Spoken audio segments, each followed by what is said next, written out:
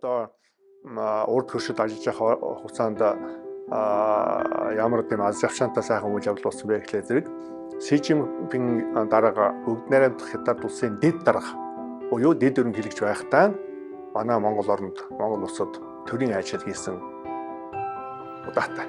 Энэ төрийн айлшилт нь бол Элчин сайдын хувьд нь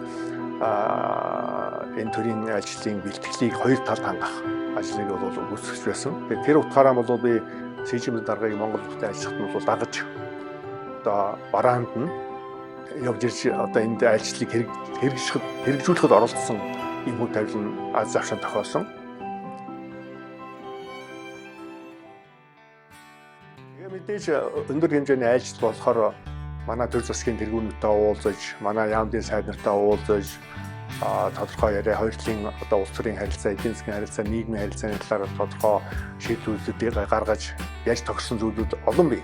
За энэс нэг сонирхолтой миний санаанд үзсэн нь бол хэрэгж рүү бид Си Жинпингийн даргаыг манай боловсруулсан хөтөлбөрийн дагуу хэрэгжид байгалийн сайхан гайхамшигт байгалаа үзүүлж харуулах. Тэнд бас нэг манайхныг хэл сурснаар нөгөө бичил наадам, миний наадам гэж ярьдаг жижиг наадам зохион байгуулж Монголынхаа одоо урдам морь шилдэг бөхчүүд мэрэгэн харвачдын ур чадварыг үзэж сонирхуулах гэж ингэж бид нар нэг удаа авч явсан. Тэр бичил наадмаа бол их сайхан амжилттай зохион байгуулсан. Төрүүлж ирсэн моринд Си Жинпингийн дарга одоо шагнал байгардуулсан. Бас Си Жинпингийн даргаараа сур харуулсан. Тэгээд тийм сонин авхаалцтай хүн байлаа. Тэгээд дараа нь бид тэржид байсан нэг малчин айлынд хоньтой хүртээ адуутай айлынд очилсан. Нэг сайхан одоо Монгол айл эдээтэй цагаан эдээтэй тавгаа засаад тэгээд сайхан ууц тавиад тэгээд сайхан сүйтэй цай чанаад тэгээд айрыг сөгнөөд ингэж одоо ухтаж авсан л да. Тэгээд тэр айлд орж явахд бол айлын эзэн малчин ойртой Монгол дээлтэйгээ сайхан суудсан.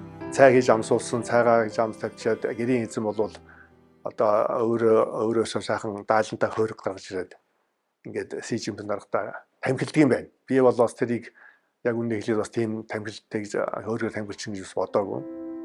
Тэгээ яах нь үгүй харсан чинь Си Жинпингийн дарга өөр нэг хээв нэг тэр хойргийг ингэж аваад жоохон хөлдөөд ингээд үнэрчээд буцааж хойргийн нөгөө тэр хойрог нь бол тэгээ бусад зочдтой ингээд дамжиж татсал та. Тэгэхээр яг хөдөө айлчлалын өндөр дээд хэмжээний айлчлалын ёслолын арга хэмжээний талаар бол бас одоо яадаг л да. Мэдээлэл одоо зочинд бол за ингээд хэрэг хойрогоор хүн одоо тамхилуулын нэрийг тэгдэг. Бол тэрийг бас ойлгосон байз. Тэгтээ тэр хөдөлж байгаа нь бол нэг тийм одоо нэг тийм хэв нэг урд нь одоо ингээд хойрогоор хүнтэй тамхилаа сурцсан юм шиг тийм одоо тийм сэтгэл над төрсөн. Тэгээ би дотроо бодож ясангүй энэ бас сүрхий одоо хүн юм да. Энд бас одоо хэрэг яах вэ энэ хажуудлах хүмүүс асуугаагүй. Гадаад иргэн сайд нь хажууд нь байсан. Ёслолтын дарган дэрэгд нь байсан.